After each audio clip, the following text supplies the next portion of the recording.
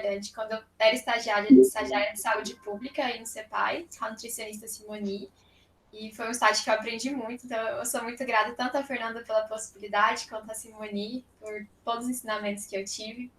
Então eu graduei em nutrição no meio do ano agora, era para ter sido no final do ano, né? Mas por conta da pandemia eu acabei enrolando um pouquinho, né? Que os estágios pararam. Vou começar agora a minha atuação na área clínica. Vou abrir o consultório, se tudo der certo, na semana que vem, para começar a atender. Então, nessa área de hipertrofia, de emagrecimento, de modulação intestinal, alergia, intolerância. Então, se vocês precisarem, estou aqui. Depois eu coloco meu Instagram para vocês entrarem em contato. E é isso, vamos começar. Eu separei, então, o conteúdo em 5 momentos diferentes. No primeiro momento, a gente vai conversar um pouquinho sobre padrão de beleza, depois sobre uma alimentação saudável, e conversar depois sobre emagrecimento saudável, hipertrofia saudável, e no final, como a professora falou, a gente vai ter um momentinho para tirar as dúvidas. Bom, vamos começar então falando sobre padrão de beleza. Eu acredito que a professora já tenha conversado, né, um pouquinho com vocês sobre esse tema, mas é importante a gente começar desmistificando algumas coisas para que a gente compreenda melhor as informações que eu quero passar para vocês. Bom, você está passando? Acho que tá. Primeiramente, eu trago para vocês, então. Tá tudo ok? Tá. Primeiramente, gente, os cachorros vão latir. Espera só um minutinho para tentar fechar a porta para ver se diminui um pouquinho. Tranquilo, tá.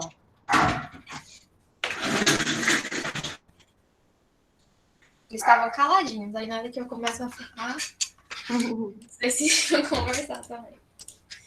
Certo, então primeiro eu trago para vocês aqui uma retrospectiva, né, do padrão de beleza dos últimos 100 anos.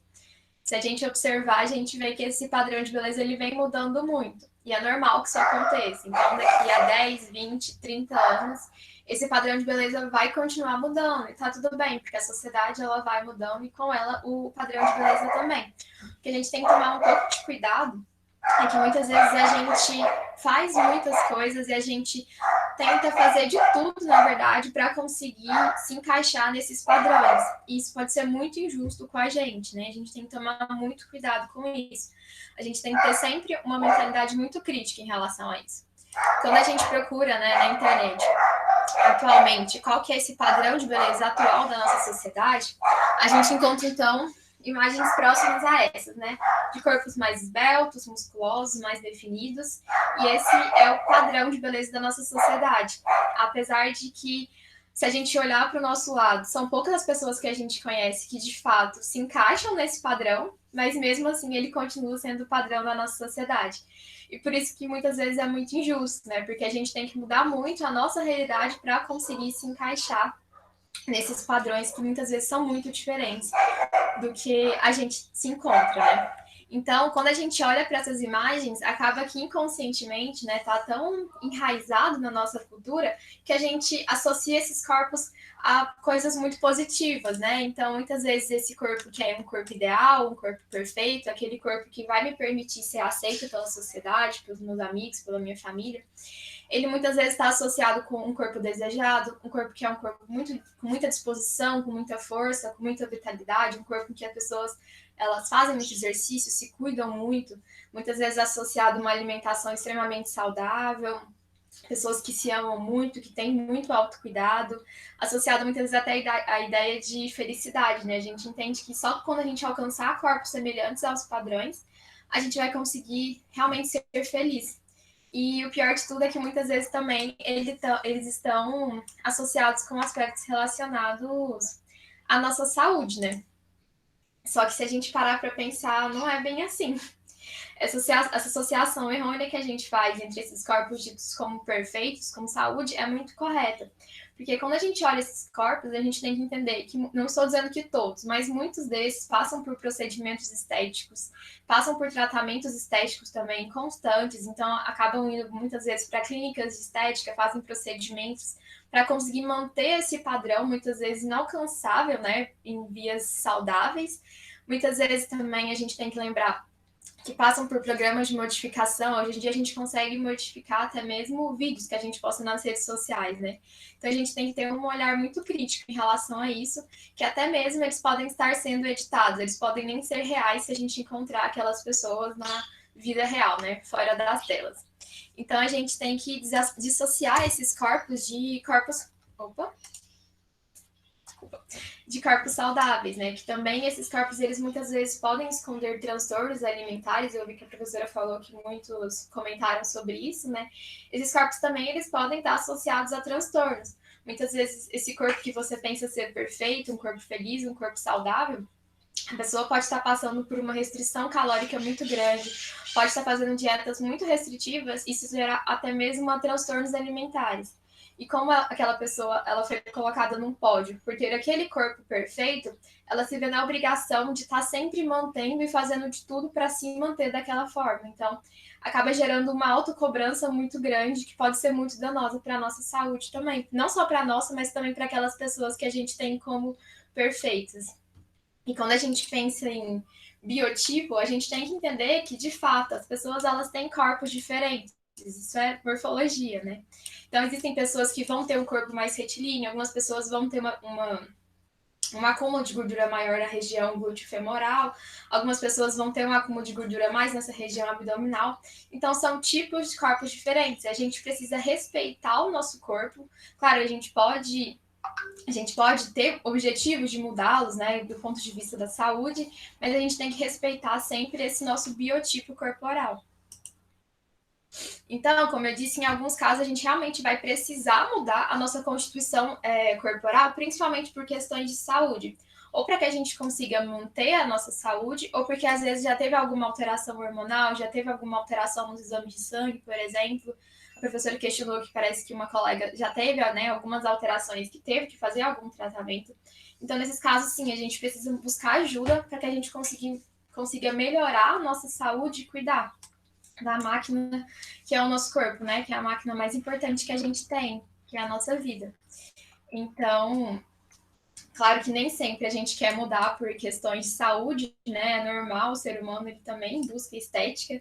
Então, eu coloquei algumas perguntinhas para a gente se fazer quando a gente pensa, então, em mudar essa constituição corporal, que a gente tem que ter um pouco de cuidado, principalmente nesse momento em que a gente está vivendo, né?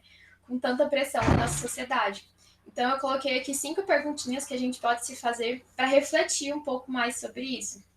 Então, você quer mudar para você ser aceito? Tem alguma pessoa que você busca a aceitação dela e por isso você está tentando fazer alguma mudança na sua imagem para conseguir agradar? Às vezes até mesmo a pressão da sua família, a sua família não te aceita, a sua família está sempre criticando a sua forma física e você não consegue se sentir bem com isso, e a gente acaba crescendo, né, com essa pressão para que quando a gente chega na fase adulta, essa pressão parece que estoura e a gente tem que tomar muito cuidado com isso, que às vezes não é algo pra gente. A gente quer mudar porque nem mesmo a nossa família apoia a gente ser daquele jeito que a gente é. Por que você quer ter o corpo igual de uma pessoa? Porque você não se sente bonito? Porque as pessoas te criticam? Então, são perguntas muito importantes que a gente tem que se fazer por essa questão de autoconhecimento, né? Tá muito batida essa questão de autoconhecimento, mas de fato ela é muito importante. A gente tem que se conhecer para entender por que a gente quer fazer o que a gente está buscando mudar. Então, mesmo a gente sabendo isso, a gente quer mudar a nossa composição corporal, não tem problema. A gente tem que entender que isso, primeiramente, tem que ser feito por você e não pelos outros. Então, quando a gente passa a fazer alguma coisa pelo outro, a gente acaba se deixando de lado. E a gente pode, muitas vezes, colocar a nossa saúde em risco. Então, se você quer mudar alguma coisa, faça isso por você. E a gente vai conversar um pouco aqui sobre isso, de como fazer essas mudanças de uma forma que a gente adote condutas saudáveis e sempre respeitando a nossa individualidade, porque cada um é diferente. Uma coisa que funciona para mim não vai funcionar para você. E que ótimo que a gente é assim, né? Que existe essa diversidade entre a gente. Mas então vamos lá, Nutri, por onde que eu começo, né? A gente é bombardeado o dia inteiro de várias informações, de algumas coisas milagrosas, dietas da moda, pílulas mágicas, já surgiu até alguns um batom que faz a gente emagrecer, tem várias suplementações, mas o que de fato funciona é o básico, né? Então a gente vai começar a conversar um pouquinho sobre isso, né? sobre nutrição e exercício físico. Tem alguns estagiários, né, da área da educação física que podem explicar um pouco melhor, mas de fato, quando a gente tem uma alimentação saudável e a prática de exercício físico aliada, a gente consegue ter uma melhora da nossa composição corporal, se esse for o objetivo, mas principalmente também no quesito de saúde. Então eu vou falar um pouquinho, né, sobre a minha área, sobre a alimentação saudável. Não sei se a professora chegou a trabalhar com vocês sobre o Guia Alimentar para a População Brasileira. Sim, eles estão lendo essa semana, né? Vou fazer Alguns já leram. Aqui. Vou dar uma resumida para ajudar vocês, então. Eu coloquei aqui os 10 passos, né, para uma alimentação saudável, que o guia traz para a gente. Então, o guia é um material simples, é um material que foi feito para o público, né, para o público ter uma noção melhor sobre a alimentação saudável. Então, leiam aí, a professora pediu para vocês, né, mas a atitude de curiosidade também é muito interessante. Então, a gente começa falando sobre a importância da gente reduzir tanto óleos quanto gordura, quanto sal e quanto açúcar no nosso dia a dia, né? Quando a gente consegue diminuir o consumo desses alimentos, a gente já consegue ter uma melhora de vida, né? Porque algumas pessoas podem ter algumas alterações no metabolismo pelo consumo exagerado, então é importante que a gente tenha essa noção de tentar sempre reduzir. Não tem problema utilizar esses alimentos, mas a gente precisa ter um controle do consumo deles, para que a gente não consuma de forma muito exagerada. Como muitas vezes a gente está consumindo, né, atualmente, com muitos alimentos ultraprocessados, que às vezes a gente não sabe, mas lá dentro desses alimentos possui uma quantidade muito grande dessas substâncias, né, desses alimentos. E depois a gente vai, então, para um sinaleiro. É um sinaleiro para ficar um pouco mais didático, para a gente entender sobre o processamento dos alimentos. Então, em verdinho, a gente tem aqui os alimentos in natura e os alimentos minimamente processados. Então, são os alimentos que a gente tem que dar preferência. São aqueles alimentos que foram retirados da natureza e que podem ser consumidos, ou que, para ser consumidos, eles precisam passar por um processamento. Mas é um processamento simples, não é um processamento que necessite da adição de açúcar, de sal, de gordura ou de óleo, por exemplo. É um processamento de corte, de armazenamento, de moagem. Então, não é algo que adicione novas substâncias. Então, esses alimentos devem ser a base da nossa alimentação. A gente tem que dar sempre preferência para esses alimentos mais in natura ou que são minimamente processados. Em amarelinha, a gente tem os alimentos que a gente tem que limitar e tomar um pouquinho mais de cuidado, que são os alimentos processados, que nada mais são do que esses alimentos in natura ou esses alimentos minimamente processados que têm a adição de óleo, de gordura, de sal e açúcar. Então, apesar de ter como base um alimento in natura, ele já tem a adição de outras substâncias. Então, a gente já tem que tomar um pouco de cuidado quando a gente lembra do primeiro passo, né? Que é diminuir o consumo desses alimentos. E em terceiro, a gente tem o vermelhinho que a gente tem que evitar, que a gente tem que dar uma reduzida, de preferência que a gente não consuma com muita constância, que são os alimentos ultraprocessados. Porque esses alimentos muitas pessoas não gostam nem de chamar de alimentos, né? Eles chamam de produtos alimentícios. Porque, de fato, quando a gente vai olhar na rotulagem desses alimentos, muitas vezes eles nem têm esses alimentos in natura. Às vezes ele tem o odor de um alimento in natura. Então, a gente tem que sempre tomar muito cuidado, porque além da adição dos produtos que a gente tem nos alimentos processados, tem adição de inúmeros outros produtos. Se a gente pegar um rótulo para ler, vai ter uma lista gigante de um monte de coisinha que a gente nem sabe o que significa. Então, são esses alimentos que a gente tem que ter um pouco mais de atenção e, se possível, evitar. Para ficar um pouco mais didática aqui, então, eu trouxe um exemplo do abacaxi. Então, a gente tem o abacaxi in natura, o abacaxi em rodelas, que seria o abacaxi minimamente processado, o abacaxi, a conserva, né, de abacaxi, que é quando a gente tem a adição de açúcar, então ela já é um alimento processado, e a gente tem depois um alimento ultraprocessado, como, por exemplo, o suco de abacaxi em pó, né, que na verdade é um refresco. Se a gente parar para ler o rótulo, provavelmente ali não vai ter nada de abacaxi. O que a gente tem ali é uma essência, a gente tem muito açúcar, a gente tem muitos aditivos, e o alimento in natura mesmo a gente não tem, apesar de ter aquele cheiro e aquele sabor bem forte. Continuando, então, sobre os 10 passos para uma alimentação, a gente tem que pensar nessa questão de estar presente na cozinha, né? Eu sei que muita gente não gosta de cozinhar, não é o forte de muita gente, Mas é importante a gente ter esse contato, a gente conseguir desenvolver essas preparações, essas práticas culinárias para a gente conseguir ter uma relação melhor com a cozinha. Com a cozinha não, com a comida. Então, às vezes, você não gosta de determinado alimento, então tenta fazer de uma maneira diferente, tenta ter um contato maior, tenta conhecer como as receitas são feitas para você adaptar de uma maneira que fique agradável para você. Então a gente não pode menosprezar esse contato. Eu sei que muita gente não gosta, muita gente tem a mãe, o pai, a tia, alguém que prepara as refeições, mas é importante, mesmo que de vez em quando a gente conhecer um pouquinho desses princípios e a gente está familiarizado aí com essa área. O segundo ponto aqui é comprar em locais que ofereçam variedade de alimentos in natura ou minimamente processados. Por exemplo, as feiras, né? Muita gente compra em supermercado porque acaba sendo um pouco mais cômodo, mas quando a gente pensa em feiras, por exemplo, além da gente estar ajudando, né, aquele ai meu Deus, aquele agricultor, né? A gente tá ajudando aquela pessoa, a gente também tá se ajudando, porque a gente consegue ter uma variedade de alimentos maior. Então a gente consegue fazer um prato mais colorido, a gente consegue economizar também, muitas vezes, a gente consegue comprar um alimento, às vezes, com menos agrotóxico, então é uma opção muito interessante para a gente conseguir montar um prato mais colorido e variar ao longo da semana, né? Para não consumir todos os dias a mesma coisa e acabar tendo uma refeição super monótona.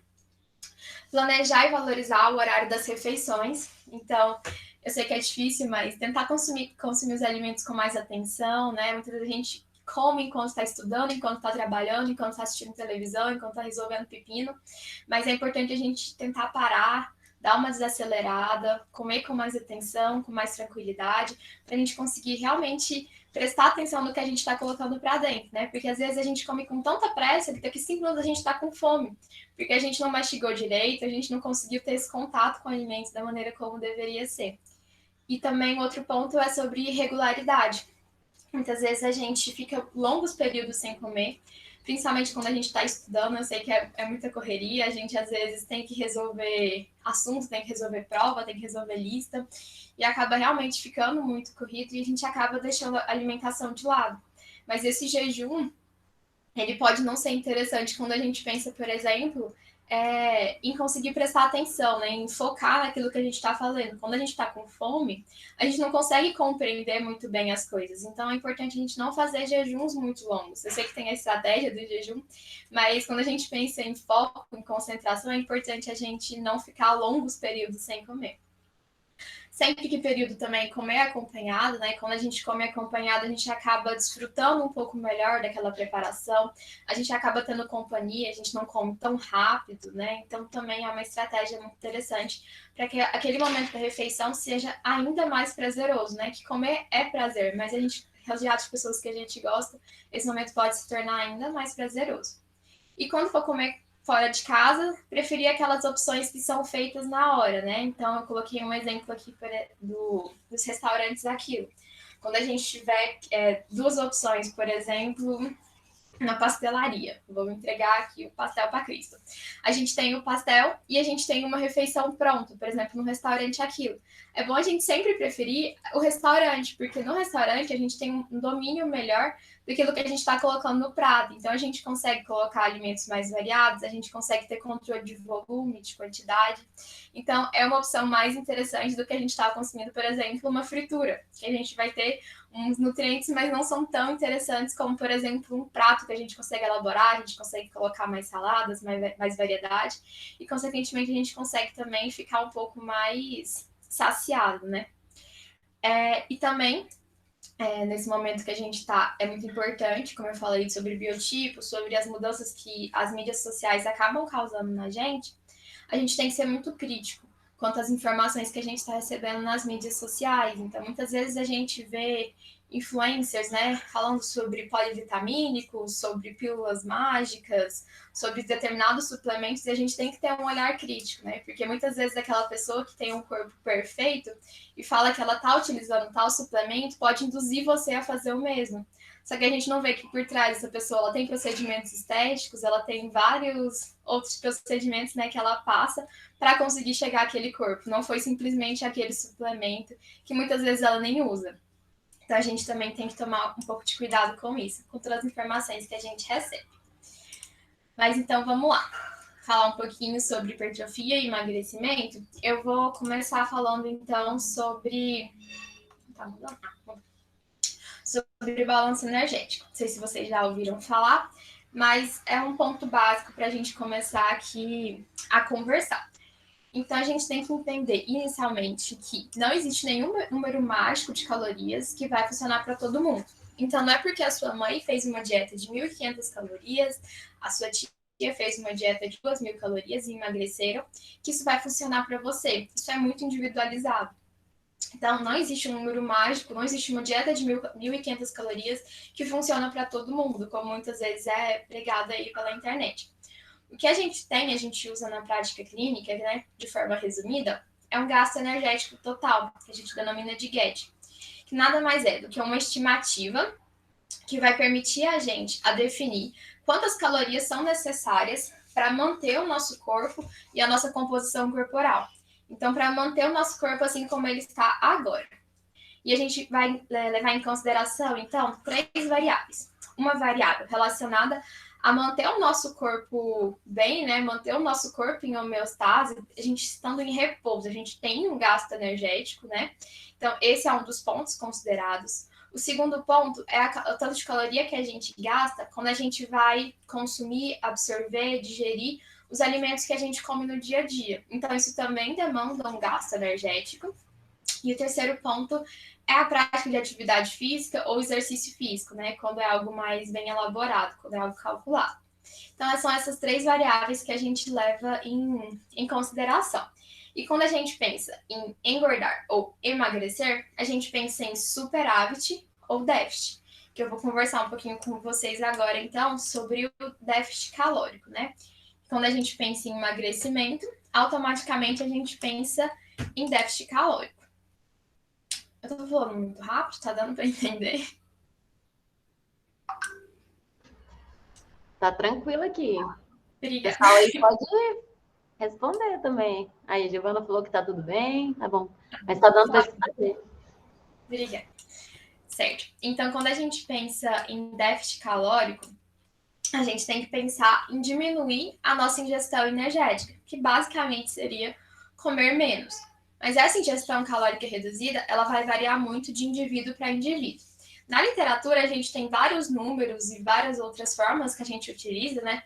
Mas de forma mais resumida, a gente pode ter uma redução de aproximadamente 500 ou 750 quilocalorias, né? De acordo com aquilo que a gente consome, ou reduzir 30%, ou reduzir 30% do que a gente consome para conseguir fazer esse déficit calórico. Perfeito. Então, Nutri, é só eu comer menos e tá tudo bem? Na prática, na teoria, né? Sim, se a gente consumir menos do que a gente gasta, a gente consegue emagrecer. Só que a gente tem que tomar cuidado com alguns pontos para que esse emagrecimento ele seja de fato sustentável e seja de fato saudável. Não adianta a gente fazer uma super restrição calórica, conseguir perder, por exemplo, 2 quilos, só que aquilo não é sustentável. E com o passar do tempo a gente entra naquele efeito sanfona, né? Então a gente acaba retomando todo o peso que a gente ganhou e muitas vezes, que é muito comum, a gente acaba ganhando uns quilinhos a mais. Então a gente tem que sempre tomar muito cuidado com isso. Então, fazer uma restrição calórica gradual, não tentar reduzir da noite para o dia uma quantidade muito grande, porque isso não é sustentável e muito menos saudável. O seu corpo está acostumado com uma quantidade X, de repente você faz uma restrição muito grande, ele precisa passar por vários momentos para conseguir se adaptar. Tem uma mudança de hábitos, né, que é uma tecla que eu bato muito. A gente tem que mudar os nossos hábitos alimentares para que isso seja sustentável, para que a gente não queira viver sempre em dieta para conseguir chegar ao peso X, por exemplo. Então a gente tem que ter mudanças de hábito para que isso realmente seja rotina e a gente consiga viver bem com isso. Ter uma alimentação de qualidade, né? Eu conversei um pouquinho com vocês lá para trás, né, sobre os 10 passos para uma alimentação saudável. Então, só da gente conseguir aplicar esses pontos, a gente já consegue ter uma qualidade nutricional bem melhor para o nosso dia a dia. Fazer uma prática de atividade física, né? Ou, quando melhor ainda, quando possível, né, uma prática de exercício físico, que também é muito interessante para a gente conseguir chegar a esse emagrecimento. Mas por que que é tão difícil emagrecer, né? Se eu só preciso comer menos, por que que é tão difícil? Porque apesar dessa restrição calórica ela ser de fato o principal para a gente conseguir emagrecer, tem vários outros fatores que vão influenciar nesse resultado. Então, duas pessoas iguais, elas podem podem ter uma restrição calórica e ter resultados diferentes. Porque isso vai depender do metabolismo daquele indivíduo, qual que é o nível de atividade que esse indivíduo tem ao longo do dia, né? Porque às vezes o indivíduo ele faz um exercício físico, ele vai à academia e fica 1 hora na academia, por exemplo. Só que ele passa o resto do dia sentado. Então, claro, ele teve um pico ali, né, de uma demanda maior, de um gasto energético maior, mas ao longo do dia ele passou todo o período sentado. Então, isso é diferente de um indivíduo que, por exemplo, faz 1 hora de exercício físico e trabalha andando. Então, às vezes, trabalha numa loja de sapato, que tem que subir e descer a escada. Ele vai ter, obviamente, uma demanda energética maior. Em relação à nossa microbiota intestinal, né? Então, a gente tem vários micro-organismos que colonizam o nosso corpo, né? E quando a gente fala de intestino, isso é ainda mais importante, porque a gente pode estar tendo uma absorção inadequada de alguns nutrientes, isso pode estar sendo pode prejudicar, então, a nossa saúde. Em relação à nossa genética, a genética também ela tem um fator importante, né? Quando a gente pensa lá atrás em biotipo, também está relacionado a isso. A qualidade do som, que muitas vezes ela é muito menosprezada, né? No meu TCC eu trabalhei muito isso, na minha iniciação científica também, sobre sono. Então, muitas vezes a gente minimiza o poder que o sono tem, né? Às vezes a gente tem que ficar né? A noite inteira estudando para uma prova e acaba dormindo muito tarde, desregulando completamente para conseguir alcançar uma nota X e depois a gente esquece completamente, né? Porque a gente não teve um sono de qualidade. O nosso corpo ele precisa restaurar, ele precisa desse momento de descanso para conseguir assimilar o que aconteceu ao longo do dia. Então, esse sono de qualidade é muito importante, né? E também alterações hormonais. Um próprio desarranjo do nosso ciclo circadiano, que está relacionado ao nosso sono, ele também desregula alguns hormônios, né? E às vezes a pessoa também está com alguma alteração hormonal, que tem que procurar um médico, um endócrino, para aprofundar um pouco mais nesse assunto. Isso também pode estar prejudicando esse processo de emagrecimento. Certo. Então, eu trouxe um exemplo aqui da Paula. Ela tem 19 anos, ela está com obesidade e apresentou algumas alterações nos exames laboratoriais. Então, além de ela estar com obesidade, ela já apresentou algumas alterações. Então, às vezes está com colesterol um pouquinho mais alto. Então, ela já tem que procurar ajuda para conseguir reverter esse quadro e conseguir cuidar da saúde. Quando a gente calcula lá o gasto energético total dela, é de 2.000 quilocalorias. Se ela fizer uma restrição, né, de 500 calorias, ela vai consumir, então, 1.500 calorias por dia.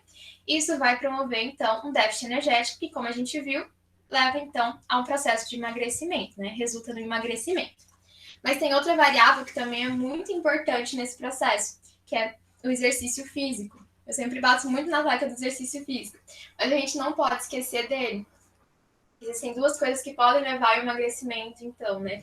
Uma restrição energética, uma restrição de consumo energético e um aumento do gasto energético. Então, se a gente consome menos e a gente precisa de mais energia, a gente gasta mais, isso também leva a um processo de emagrecimento, porque o nosso corpo está fazendo mais trabalho, consequentemente está gastando mais energia para que isso aconteça.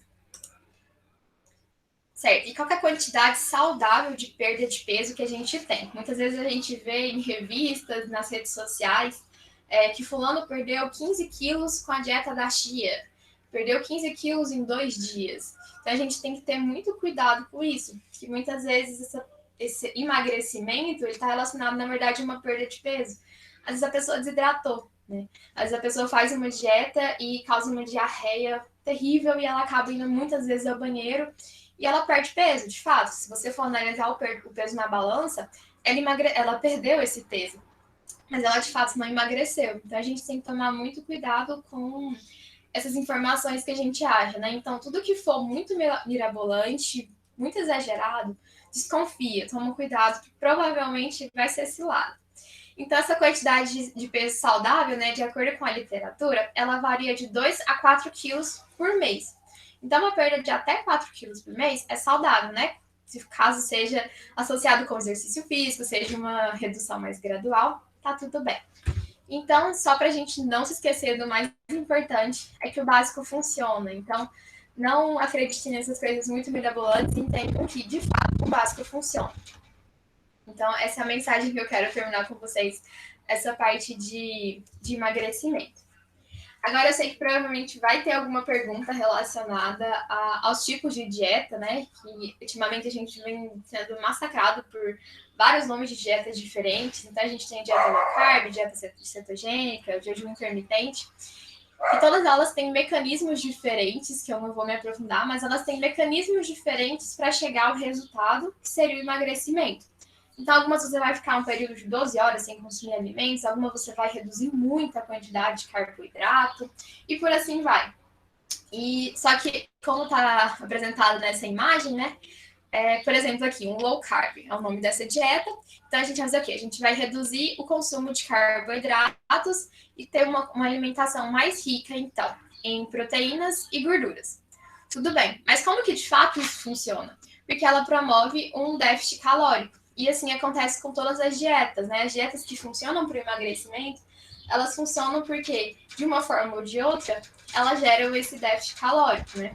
Lógico que tem várias alterações hormonais, várias estratégias que são utilizadas, mas no fundo, elas promovem esse déficit calórico. Bom, falando um pouquinho então sobre hipertrofia saudável, a gente tem que entender o que é essa hipertrofia, né? Que essa hipertrofia ela é muito mais do que questões estéticas. Nosso corpo não hipertrofia, ele não fica musculoso, definido, para que a gente se sinta bem esteticamente. Não é esse o objetivo. Quando a gente pensa em hipertrofia, pensando nessa realidade, né, da musculação, né? A realidade do músculo mesmo. Que outras células do nosso corpo também passam por esse processo de hipertrofia. Mas a hipertrofia, de modo geral, nada mais é do que aumentar o volume. Então, a gente tem um aumento de volume. No caso da hipertrofia voltado para o exercício físico, a gente tem uma adaptação do músculo a um treino. Então, vamos pensar assim: eu trabalho o dia inteiro no computador e não faço muita atividade física, não faço exercício físico, não pego muito peso.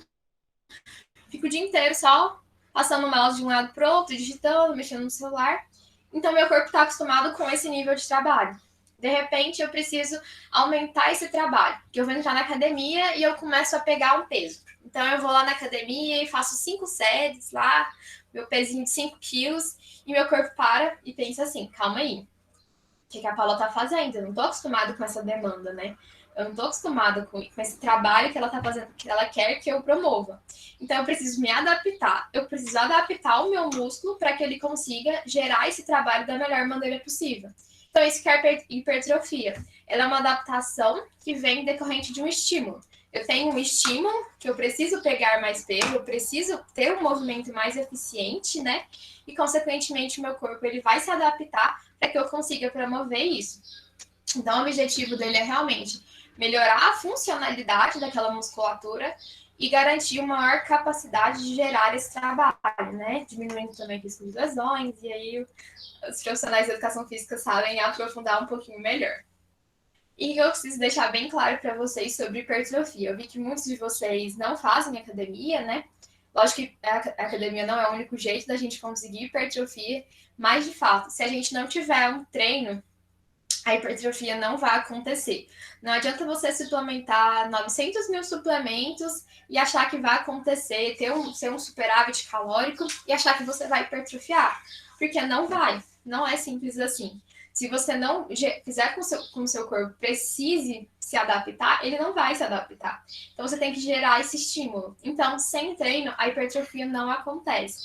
E o outro fator muito importante é que a gente tem que ter constância e a gente tem que sempre tomar muito cuidado e não querer as coisas de um dia para o outro, né? O ser humano ele é imediatista. A gente quer ir para academia hoje e amanhã a gente já quer ter 3 centímetros a mais de glúteo.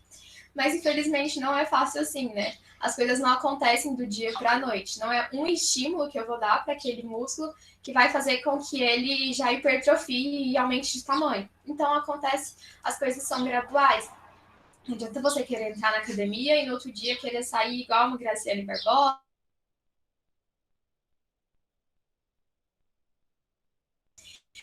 Mas além do treino, essa hipertrofia ela depende de outros fatores, como por exemplo o gênero. Os homens, de fato, eles têm mais facilidade para ganhar massa muscular, então para os homens é mais fácil esse processo, por questões hormonais, questões adaptativas. O sono também é um fator, né? Assim como no emagrecimento, o sono também vai interferir. Quando a gente pensa aqui na hipertrofia, porque o corpo precisa regenerar. Então, o corpo precisa desse momento para que ele consiga se restaurar e fazer as adaptações necessárias, para que ele consiga fazer o trabalho da melhor maneira possível. A idade também é um fator, então, quando as pessoas vão ficando mais velhas, realmente vai dificultando. Não estou falando de 20, 30 anos, né? Quando vai ficando mais velha mesmo. É realmente um fator que dificulta esse ganho de massa muscular. Não é impossível, mas é um pouco mais complicado, porque muitas vezes as pessoas acabam tendo até mesmo uma perda de massa muscular, né? Então, é algo que a gente tem que também trabalhar. A genética também é um fator muito importante, que vai sim, né, tá influenciando na hipertrofia. E, por último, mas não menos importante, a nutrição, que é que eu vou conversar um pouquinho com você. Então, a gente tem que deixar claro que essa alimentação sozinha, ela não vai gerar hipertrofia, mas essa alimentação, ela vai dar um suporte para que a hipertrofia aconteça. Então, quando a gente tem aqui, né, uma demanda, a gente tem um trabalho, a gente aumenta o nosso gasto calórico. E com isso a gente tem uma demanda energética maior. Nosso corpo precisa de mais energia para conseguir fazer o exercício da melhor maneira possível, né? Não necessariamente o exercício, mas para conseguir fazer aquele trabalho com efetividade. Então, a gente aumenta a nossa demanda energética. Então, com essa demanda energética elevada, a gente precisa de um superávit calórico. O que é isso? Como a gente falou, é a gente consumir mais do que a gente consumia, já que o nosso corpo precisa de mais energia, ele precisa de mais nutrientes, um aporte adequado para conseguir se desenvolver, para conseguir se restaurar. Mas a gente tem que tomar muito cuidado quando a gente fala de superávit calórico. Por quê? Se a gente fizer esse superávit calórico e ele for maior que a nossa demanda, ou quando a gente faz esse superávit calórico e ele não está associado à prática de exercício físico, esse superávit calórico ele pode ser depositado, né, em forma de gordura. Então, nosso corpo precisa de X, e você dá X mais 100, ele vai pegar esse 100 e falar assim, não, peraí, que eu preciso guardar aqui em um lugar, fazer um estoque. Então, ele vai fazer um acúmulo de gordura e você vai ter um ganho de peso, né? Associado, claro, você vai ter um ganho de massa muscular, mas consequentemente vai ter um acúmulo de gordura. Então a gente tem que tomar cuidado para não fazer um superávit calórico muito elevado. E outro fator importante é que a gente ouve muito falar quando a gente pensa em hipertrofia sobre proteína. De fato, a proteína ela é muito importante para que a gente consiga fazer a síntese proteica e, consequentemente, chegar num processo de hipertrofia, mas a proteína não é o único fator determinante. Então, não adianta você ter uma dieta riquíssima em proteína, muitas vezes mais do que o necessário, e você não ter uma alimentação adequada dos outros quesitos. E que eu não estou nem conversando sobre vitaminas, minerais, que também são muito importantes, né? Mas focando aqui nos macronutrientes, você precisa ter um consumo adequado de lipídios também. Os lipídios estão muito relacionados a inúmeras funções, eles devem ter estudado no ensino médio um pouquinho sobre isso. Mas os lipídios, eles estão relacionados com inúmeras funções, inclusive com questões hormonais. Então, não tem como a gente reduzir muito essa quantidade de lipídio e colocar uma quantidade grande de proteína e lipídio e carboidrato lá embaixo. Não é dessa forma. E eu deixei o carboidrato em amarelinho aqui para destacar, porque muitas vezes quando a gente pensa em hipertrofia, em emagrecimento, a gente quer cortar o carb, né? Zero carb, low carb. Mas não é bem por aí. A gente precisa desse carboidrato para a gente conseguir ter uma fonte de energia. Então, tudo bem. Eu vou fazer academia e eu tô com uma dieta muito restrita em carboidrato. O meu corpo precisa dessa energia. E se ele não conseguir essa energia em forma de carboidrato, que é algo mais fácil para ele, ele vai começar a quebrar proteína, ele vai quebrar lipídio. Então, às vezes, você está lá tentando construir uma musculatura, dando muita proteína para que você se desenvolva, só que a dieta está tão restrita em carboidrato que seu corpo começa a falar assim, não, peraí, esse músculo aqui não é tão importante, eu preciso manter meu corpo vivo. Ele vai, então, começar a quebrar essa proteína e ela vai conseguir entrar no ciclo de Krebs e todo aquele mapa metabólico que os profissionais da área da saúde têm que ver durante a graduação, mas essa proteína vai ser quebrada para gerar energia. Então, a gente tem que promover, sim, um aporte de carboidrato adequado para que a gente tenha energia para conseguir fazer a atividade da melhor maneira possível, né? Senão não adianta nada. A gente vai para academia e a gente está tão sem carboidrato, tão sem energia, que a gente simplesmente não consegue fazer o exercício, vai fazer o exercício mal e a hipertrofia a gente sabe que não vai acontecer. Então, Nutri, eu entrei na academia agora. Me fala aí se eu preciso ou não suplementar proteína, né? Que na verdade às vezes é o que a gente mais escuta falar. Eu trouxe aqui, então, um resuminho, né, do que seria uma definição, do que seria essa suplementação alimentar, de acordo com a Anvisa, né, que é o órgão regulamentador aqui no Brasil. Então, ela traz que esses suplementos alimentares, eles não são medicamentos e, por isso, eles não devem ser usados para tratar, prevenir ou curar doenças. E são destinados às pessoas saudáveis, né? Quando a gente pensa aqui nessa definição da Anvisa, sim, mas os profissionais a gente já sabe que eles podem ter outras aplicabilidades, sim, e muito bem reconhecidas. Mas quando a gente pensa na finalidade desses suplementos, é de fornecer para o nosso corpo, então, nutrientes, substâncias bioativas, enzimas ou probióticos em complemento à nossa alimentação. Então, a gente tem que entender que um suplemento ele nada mais é do que um complemento. Não é simplesmente a gente parar de comer tudo e querer suplementar tudo. Esse não é o objetivo do suplemento. O objetivo do suplemento é complementar aquela nossa alimentação. Então a gente tem que ter uma casa organizada para a gente suplementar, né? Então a gente tem que ter isso muito claro quando a gente pensa em suplemento.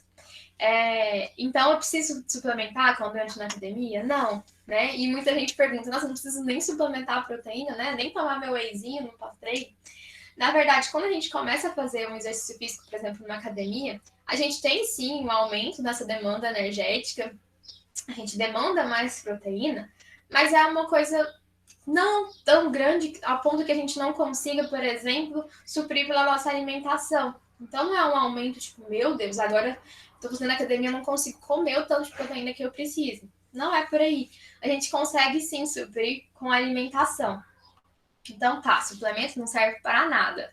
Quando a gente pensa em hipertrofia, não é bem assim, né? Porque quando a gente pensa em suplementação, a gente tem que entender que o principal objetivo da suplementação, além dos pontos que eu falei, ela é destinada para muitos atletas. Então, os atletas, assim, quando a gente entra na academia, muitas vezes a gente não está buscando um aumento de performance, um aumento de rendimento. Algumas pessoas já entram, né, com essa mentalidade e começam a suplementar. Mas muitas pessoas querem simplesmente mudar o shape ali, né? Querem olhar no espelho e ter uma definição maior.